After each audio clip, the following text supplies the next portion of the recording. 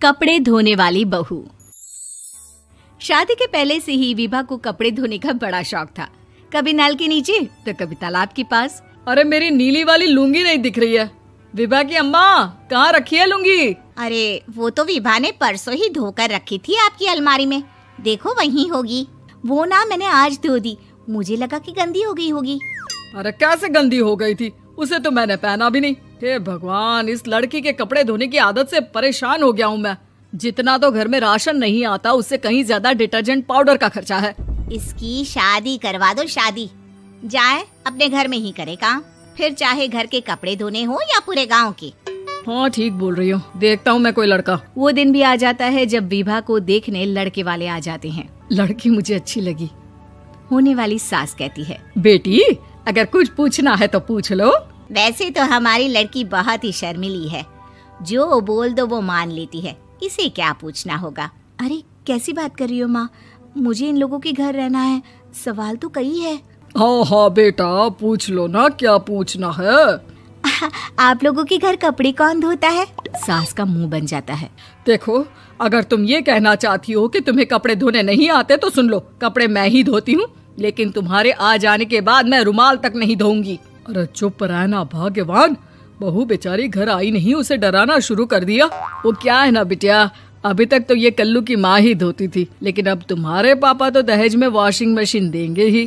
तभी विभा की माँ बोल पड़ती है, सवाल भी पूछा तो क्या। वैसे भाई साहब, मशीन की तो फिर भी कपड़े धोने की कैपेसिटी होती है, मतलब जो बिटिया दे रहे हैं ना विभा, इसे कपड़े धोने का बहुत शौक है। ये आप लोगों के क्या आस पड़ोस गांव मोहल्ले सबके कपड़े धो दे और उफ तक ना करे। बाहर देखा नहीं आपने कितने कपड़े सूख रहे हैं, सब हमारी बिटिया ने ही तो धोए हैं। बस भी करो ना माँ, शर्म आ रही इतनी तारीफ सुनकर।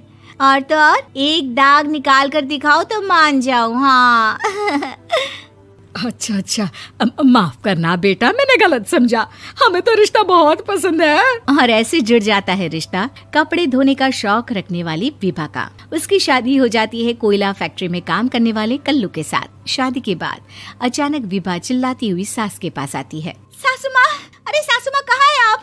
ये तो धोखा है, धोखा दिया आप लोगों ने मुझे।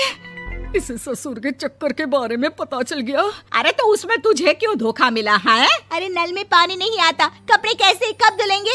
अच्छा अच्छा, तू पानी नहीं आ रहा उसकी बात कर रही है। तो आपने क्या सोचा? कुछ नहीं। अच्छा तेरी माँ ने कहा था कि कपड़े धोने का शौक है तुझे, याद आया मुझे। शौक शौक बोलकर कपड़े धोने वाले मेरे जुनून को कम ना आके सासू माँ, कपड़ा धोना मेरा गुरूर है। तभी पति भी वहाँ आ जाता है। अभी अभी मैंने इसे सनी देओल की फिल्म दिखाई है, उसी के डायलॉग मार रही है माँ। अच्छा सुन, साफ साफ बता रही हूँ, पानी सुबह 4 से 6 और शाम को 10 से 12 आता है, समझी? विभा टाइमिंग सुनकर हैरान हो जाती है। ये क्या भूतों का मोहल्ला है? सुबह 4 बजे उठकर कौन कपड़े धोता है? 4 बजे टंकी में पानी जाता है, फिर सारा दिन धोना ना, किसने मना किया? अरे कैसी बात कर रही हैं? 200 लीटर की टंकी में कितने कपड़े धो लूंगी मैं, सुबह ही उठ जाऊंगी मैं। अब क्या था, विभा सुबह 4 से लेकर रात के 12 बजे तक कपड़े ही धोती रहती। एक रोज सास पड़ोस से निकलकर कहीं जा रही होती है कि साथ वाली कहती है, हाँ कल्लू की माँ, जरा ये बताओ कि 2 साड़ी है, 2 ब्लाउज और एक पेटीकोट और एक नाड़े वाला लंबा कच्छा। हाँ तो? अरे तो क्या, कितना लोगी धुलाई ये बताओ। धोबन दिख रहे हैं हम क्या? हमारे पति सरकारी नौकरी से अभी अभी रिटायर हुए हैं और बेटा सुपरवाइजर है कोयला फैक्ट्री में। धोबन समझ रखा है हमें। हाय रे कल्लू की अम्मा, माफ कर दो, वो तो मोहल्ले में यही सब बता रहे थे कि तुमने बहू को कपड़ा धुलवाने के काम में लगा दिया है। सास को पड़ोसन की बात सुनकर गुस्सा आ जाता है। वो घर पहुंचती है जहां घर के बाहर ही इतने सारे कपड़े सूख रहे होते हैं जितने कि किसी धोबन के घर पर। अरे ओ कल्लू की दुल्हन, बाहर निकल। माँ जी यहीं आ जाओ, बाथरूम में चादर धो रहे हैं हम। अरे अभी हम धोते हैं, तुमको बाहर निकलो। ये आस पड़ोस वाले बोल रहे हैं कि हम बहू से कपड़े धुलवा धुलवा कर उसे कपड़ा धोने वाली बना दिए हैं। अरे छोड़ो ना माँ जी, किन लोगों की बातों में आती हो? आस पास के लोगों का तो काम ही होता है कि वो किसी तरह सास बहू को लड़ा दे।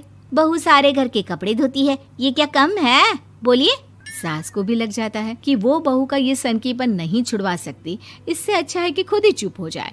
एक रोज सास और बहू मंदिर जाते हैं, जहाँ सास की साड़ी वहाँ खड़ी भीख मांगने वाली से मिलती है। माँ जी क्या बात है, आपकी साड़ी उस भिखारन से कितनी मिल रही है ना? हाँ हाँ देखो तो, दोनों की साड़ी मिल रही है। क्या बात है कल्लू की अम्मा, तुम खुद को तो अफसर की बीवी बताती हो और ऐसी सिंपल सी प्लेन साड़ी पहनकर घूमती हो। सिंपल और प्लेन नहीं है ये साड़ी। तो क्या सोने के धागे से फूल बने हैं?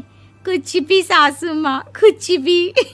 हाँ बने थे इस साड़ी में सोने के धागे से फूल। मेरे पति लेकर आए थे मद्रास से स्पेशली मेरे लिए 10,000 की। ताहे भाई साहब इस भिखारन के लिए भी सेम टू सेम साड़ी लेकर आए होंगे 10,000 की। सास उस वक्त तो कुछ नहीं कहती, लेकिन बहू के साथ घर आती है और अलमारी से एल्बम निकाल कर लाती है। ये साड़ी देख रही है, ये वही साड़ी है जिसे मैंने अभी पहना था। इस साड़ी में ये जो चमकदार फूल दिख रहे हैं ना, ये सोने के धागों से काढ़े गए हैं। लेकिन तू लोकल वॉशिंग मशीन ब्रश से घिस घिस कर सारे फूलों को निकाल कर साड़ी प्लेन कर दी। मुझे माफ कर दीजिए सासू माँ। और तो और, जब मैंने तुझे तेरी गलती के लिए कुछ नहीं कहा, लेकिन तूने तो सबके सामने मेरा मजाक ही बना दिया। क्यों? बहू को समझ में आ जाता है कि अब से उसका कपड़े धोना बंद।